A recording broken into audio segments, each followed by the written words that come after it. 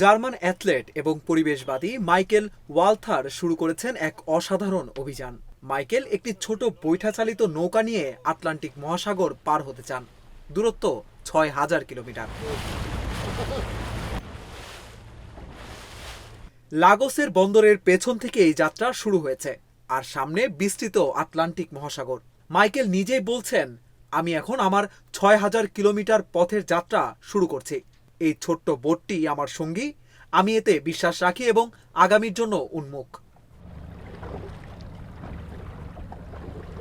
এই ৪৪ বছর বয়সী অ্যাথলেট ইউরোপের প্রথম ব্যক্তি যিনি এই বিপজ্জনক যাত্রা একাকী করার চেষ্টা করছেন।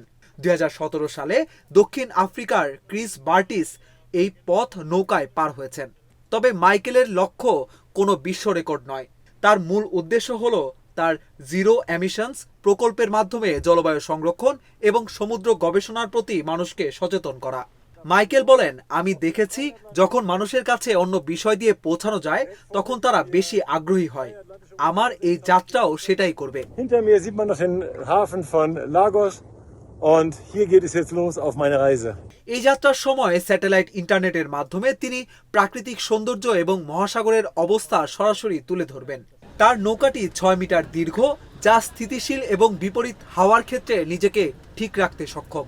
মোট ৯০ দিন পরিকল্পনা করেছেন মাইকেল, যেখানে প্রায় প্রতিদিন ১৫ ঘন্টা প্যাডেলিং করতে হবে।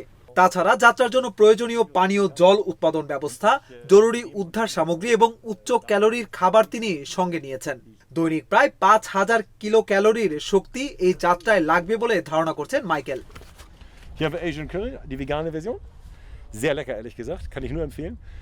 এই দীর্ঘ যাত্রায় ধরা পড়বে প্রাকৃতিক সৌন্দর্য, সমুদ্রের রূপ আর একজন সাহসী মানুষের অভিজ্ঞতার গল্প, যা ভবিষ্যতের অ্যাডভেঞ্চার প্রেমীদের জন্য হয়ে থাকবে অনন্য এক অনুপ্রেরণা।